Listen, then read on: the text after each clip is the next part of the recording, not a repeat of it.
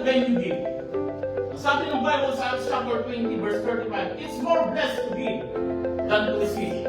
I receive a blessing to God, you receive a blessing to God, and when we give to God, we give because God gives. Amen.